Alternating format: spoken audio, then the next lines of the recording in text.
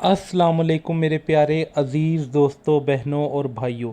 अभी अभी मैं आप लोगों को जो वीडियो दिखाने वाला हूँ वो वीडियो ख़ास तौर पे उन मौलवी हज़रात के लिए है जो कहते हैं कि इंजीनियर मोहम्मद अली मिर्ज़ा साहब को देख कर कुरान पढ़ना नहीं आता। मैं भी इनकी बातों को बहुत ज़्यादा सीरियस ले रहा था जब ये इंजीनियर मोहम्मद अली मिर्ज़ा साहब की गिन गिन के गलतियाँ निकाल रहे थे। तो बाद में मेरे सामने असल हकीकत आई तो मुझे पता लगा कि ये लोग शहद की मक्खी की तरह ना, जो उनसा है ना, गंद पे जाके बैठते हैं।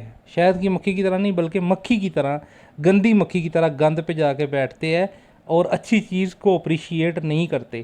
तो मेरे प्यारे अजीज़ दोस्तों, बहनों और भाइयों, जब मैंने ये वीडियो सुनी तो मैंने आज तक इतनी प्यारी आवाज़ में किसी को तिलावत करते हुए नहीं सुना जितनी प्यारी आवाज़ में मैंने इंजीनियर मोहम्मद अली मिर्ज़ा साहब को तिलावत करते हुए सुना है। अगर आपको यकीन नहीं आता तो आप इस वीडियो में ख़ुद देख लें। पहले इनका एतराज़ सुने और फिर इंजीनियर मोहम्मद अली मिर्ज़ा साहब के जो उनसा है ना, इंजीनियर मोहम्मद अली मिर्ज़ा साहब ने जो इनके चैलेंज का जवाब दिया वो सुने। तो ये देखें। 10 लाख रुपए इनाम देता हूं, मेरे सामने कुरान पाक ऊपर से पढ़ के, जहां से मैं कहूं पढ़ के दिखा दे और किसी भी इल्मी मौजू के ऊपर मुकालमा कर ले ताकि लोगों के सामने इसकी हैसियत वादे हो जाए। हमारा चैलेंज है, तू तर्जुमा करना तो बड़ी दूर की बात है, बगैर आराफ के कुरान पढ़ के दिखला, बगैर आराफ के हदीस तैयबा पढ़ के दिखला। ये मेरे सामने, मैं कुरान पाक का सफा खोलूंगा, वो कुरान पाक का एक सफा ही ऊपर से देख के पढ़ के दिखा दे। ये ऊपर से देख के कुरान दुरुस्त नहीं पढ़ता। और मैं ये बात कहता हूं, अल्लाह के फजल करम से 10 मिनट के अंदर तुझे जमीन के ऊपर गिरा के दिखाएंगे और तेरे इल्म का पोस्टमार्टम करके दिखाएंगे। तू नाजरा कुरान पढ़ना नहीं जानता, तू नाजरा हदीस पढ़ना नहीं जानता, तू कुरान का तर्जुमा करना नहीं जानता, तू हदीस का तर्जुमा करना नहीं जानता, तू जिद्दी है, तू अनानियत का पुजारी है, तू घमंडी है, तुझे इल्म का उठाने का तरीका नहीं आता। 1 घंटा ऑन कैमरा मेरे सामने बैठ गए, 10 लाख रुपया नकद इनाम भी है और उस 1 घंटे में मैं सिर्फ इससे कुरान ऊपर से देख के सुनूंगा और अरबी की इबारात ऊपर से देख के सुनूंगा। अगर सही सुना जाएगा हम इसको सच्चा मान लेंगे। आप पर एक और भी इल्ज़ाम लगता है कि जी आप कुरानों जो सही बुखारी और सही मुस्लिम है बगैर एराब के जो नुस्खा है उसको पढ़ नहीं सकते। बस ये लास्ट क्वेश्चन है, इस पर एक बंदे ने आपको चैलेंज भी दिया। जी मैं बड़ा करोड़ छोड़ दे, ठीक है, इसको छोड़ दे, ये तो बातें पुरानी हो गई हैं। पहली बात आप ज़हन में रखें कि अगर मैं कुरान का तर्जुमा भी करूं, कोई बरेलवी आलिम कुरान का तर्जुमा करे, क्या कोई बरेलवी मानने के लिए तैयार है कि इसका तर्जुमा अहमद बरेलवी से बेहतर है, आला हजरत से? नहीं। अशरफ थानवी साहब ने तर्जुमा किया, आज तकी उस्मानी साहब का तर्जुमा उनसे लाख दर्जे बेहतर है अल्फाज के चुनाव में, लेकिन तकी उस्मानी भी कहेगा कि नहीं मैं कितने हजरत कितने, ठीक है। एंड रिजल्ट क्या है? एंड रिजल्ट यह है कि आज के जो इनके बड़े उलमा है ना, ये इनके तर्जुमे भी मानने के लिए तैयार नहीं है आला हजरत और रशीद थानवी के मुकाबले पे। लिहाजा एंड रिजल्ट यह हुआ कि ये तर्जुमा मानते हैं अपने बड़ों का। तो मैं क्योंकि बड़ा लिखा बंदा हूं, मैं तो to cut the story short करता हूं। मैं कहता हूं मुझे अरबी क्या है, मुझे कुछ भी नहीं आता, मैं जाहिल हूं। मैं अहमद बरेलवी साहब का तर्जुमा रखूंगा और मैं अपने अकीदे साबित करूंगा। अब लाओ कौन सा बड़ा आलिम है जो उससे बेहतर कुरान का तर्जुमा कर सकता है? मैं बुखारी मुस्लिम का, क्या बरेलियों का बुखारी मुस्लिम का तर्जुमा अहले हदीस ने मान लिया? अहले हदीस का बरेलियों ने मान लिया? अगर माना होता तो ये लादा तर्जुमे ना करते। इन्होंने तर्जुमे किए इसलिए कि एक दूसरे के नहीं मानते। जब ये एक दूसरे के नहीं मानते, मैं करके बता भी दूं, इन्होंने मानना तो नहीं। मैं तो सोल्यूशन एड पे मैं ये कहता हूं कि जिस फिरके का बंदा है ना हमारे पास जो आता है ना, हम उसे कहते हैं कि ये आयत ले जाओ, ये हदीस ले जाओ, तुम जाकर ना अपने फिरके का तर्जुमा पढ़ लो और उसके मुताबिक अपनी इस्लाह कर लो। मैं बीच में से निकल गया, मैं तो बिल्कुल सोल्यूशन एड पे खड़ा हूं, मैं प्रॉब्लम एड पे नहीं खड़ा। और आखिरी बात, आपको मैं आज आपके कैमरे की विसातत से एक नई बात करने लगा जो आज तक मैंने कैमरे पे नहीं की। आफत सही साहब जो होते हैं ना, जमातुद दावा के अमीर, ये मेरे ख्याल मैंने अपने स्टूडेंट से भी आज तक नहीं की। आफत सही साहब जो है ना, यूटी लाहौर जो है ना, इंजीनियरिंग यूनिवर्सिटी लाहौर, इसके इस्लामियात डिपार्टमेंट के हेड थे। जब एस्टैब्लिशमेंट ने इनको लॉन्च किया 1992 में, इन्होंने बनाई वो मरकज अद्दावा वल इरशाद, फिर वो जमातुद दावा बन गई। उस वक्त जरा कश्मीर जहाद का खुमार चढ़ा हुआ था, तो इनको आफिस साहब को उन्होंने लॉन्च किया। यूटी लाहौर में अक्सर टीचर्स वहाबी अहले हदीस हैं। उसके पीछे रीजन है कि आफत सही साहब थे ऊपर, उन्होंने अपने बाद भी एक वहाबी बिठाया। गैर वहाबी जब टीचर वहां जाते थे ना इंटरव्यू देने, तो उनको फेल कर देते थे कि इनको तो अरबी नहीं आती। आए मैं सदके तो अड़ी में दाइयां उनमें तो रियल टाइम दसना। मुझे खुद एक अहले हदीस ने बताया जो उस जमात का हिस्सा है, और वो मेरे ऑफिस का कुलीग भी है, मेरा बड़ा करीबी दोस्त भी है। अब अल्लाह का शुक्र है, अल्लाह ताला ने उसे सिंपल मुस्लिम कर दिया। पहले वो वहाबी मुसलमान था, अब सादा मुसलमान है। वो उन दिनों वहां पढ़ता था, तो चूंकि वो अहले हदीस था, जमातुद दावा में था, तो वो टीचर्स के साथ भी उठता बैठता था। जहां जिस के तबलीगी जमात के जो टीचर्स होते हैं, तबलीगी जमात के लोग यूनिवर्सिटीज में उनके साथ उठते बैठते हैं, जरा यारी दोस्ती हो जाती है ना टीचर के साथ। उसने मुझे खुद बताया कि डॉक्टर तैयब कादरी साहब ने अप्लाई किया इंजीनियरिंग यूनिवर्सिटी में इस्लामियात डिपार्टमेंट में टीचिंग के लिए। तो अहले हदीस मौलवियों ने मीटिंग की कि हमने इसे टेस्ट में फेल करना है और ये साबित करना है कि इसे अरबी नहीं आती, और अल्लाह के फजल से फेल करने में कामयाब हो गए। अच्छा, ये मैं आपको बता रहा हूं, डॉक्टर तैयब कादरी साहब वो हैं जो फ्लुएंट अरबी इस तरह बोलते हैं जिसे हम उर्दू और इंग्लिश बोल सकते हैं। दुनिया की कई यूनिवर्सिटीज में उनकी अरबी किताबें पढ़ाई जा रही हैं, ठीक है, उनका एक्सेंट भी अरबियों वाला है। उनको डॉक्टर तैयब कादरी साहब को अहले हदीस मौलवियों ने जॉब में अरबी जुबान ना आने की वजह से फेल कर दिया। तो मैं तो शाही कोई नहीं। ये मैं सारी बात इसलिए कर रहा हूं कि ये सब का सब झगड़ा है, हम इस झगड़े की तरफ जाते नहीं। मेरे बारे में 2 गले फाड़ने वाले मौलवियों ने यह कहा कि कुरान नाजरा ये देख के नहीं पढ़ सकता। ये आपने क्लिप देखा? ट्विटर पर क्लिप भी बना के लगाया। हाँ जी, तो मैं यही चाह रहा था। जी मैं बात खत्म कर रहा हूं। जी सरकार, ये कुरान है, आप अपनी मर्जी से कहीं से खोले, मैं आपको पढ़ के बताता हूं। वो कुरान मजीद के मुतालिक भी कहते हैं सरकार, मैं उधर बाद में आऊंगा। पहले मैं आपको सिर्फ ये बताना चाह रहा हूं कि वो जो आपने पढ़ना पहले आप खुद भी पढ़ेंगे, फिर मैं पढ़ूंगा। ठीक है, आप रैंडमली कोई समा खोल दे जी, कोई 5-6 समय आगे पीछे करेंगे ना कि वो पहले निशान लगा हुआ है। तो मैं आपको बता रहा हूं कि जो बंदा इस लेवल पे उतरा हो कि जो ये बात करे कि इससे मैं बता रहा हूं इसका कोई एंड रिजल्ट, मैं इसके बावजूद कि मैं इसे पढ़ सकूं, मैं इसे अपने हक में होने की दलील नहीं मानूंगा। उसकी वजह यह है, मैं कुरान का तर्जुमा आप जहां से कहेंगे ना, मैं अरबी भी पढ़ूंगा, तर्जुमा भी करूंगा, लेकिन मेरे तर्जुमे को उन्होंने नहीं मानना। उसकी वजह यह है कि बरेलवी देवबंदियों के तर्जुमे को नहीं मानते, देवबंदी अहले हदीस के तर्जुमे को नहीं मानते, अहले हदीस शिया के तर्जुमे को नहीं मानते। तो मुझे ना समझे कि उन्होंने सिंगल आउट किया, आपस में एक दूसरे को एक्सेप्ट नहीं करते, इसलिए इन चीजों का फायदा कोई नहीं है। अच्छा को बताएं, मैं आपको नाज़िल वाला तो एक सवाल आपका हल कर दूं, अगर आपकी ख्वाहिश है तो मैं बता दूं। हाँ, तो यार ये तो आपने मशहूर आयत निकाल दिया ना, वो कह देंगे यार ये तो सूरह कहफ है, ये तो जुम्मे का वजीफा है, तो ये अगर पढ़ेगा तो ये पढ़ता होगा इसलिए आता। कोई और सफा निकालो यार, कोई एक रूटीन से हट के सूरत निकालो ना। ये तो मैंने पढ़ दिया तो वैसे ही मेरे मत्थे लग जानी है कि इसको पहले ही आती है। कोई रूटीन से हट के कोई ऐसी सूरत हो जो वज़ाइफ में आती हो। ये कौन सी सूरत है? सूरह अहज़ाब निकाली है। हाँ ठीक है, ये सूरह अज़ाब ठीक है, नहीं लेकिन सूरह अज़ाब मारूफ है, लेकिन ये वज़ाइफ में नहीं है। मैं अपने लिए कह रहा था, आपके लिए नहीं। यानी मैं सूरतुल काफ कहेंगे, वो कहेंगे सूरतुल काफ तो जुमे का वजीफा ही पढ़ता होगा तो जुबान पे चढ़ गई होगी। अब सूरतुल अज़ाब वो सूरत है जो किसी वजीफे में नहीं आती। इसके बारे में कोई हदीस भी नहीं है इस हवाले से कि आप जुमे दिन पढ़ लें या रोजाना रात को सोने से पहले पढ़ लें, ये उस तरह नहीं है। आप रैंडमली इसका कोई सफा खोलें, मैं वहां से पढ़ना शुरू कर देता हूं।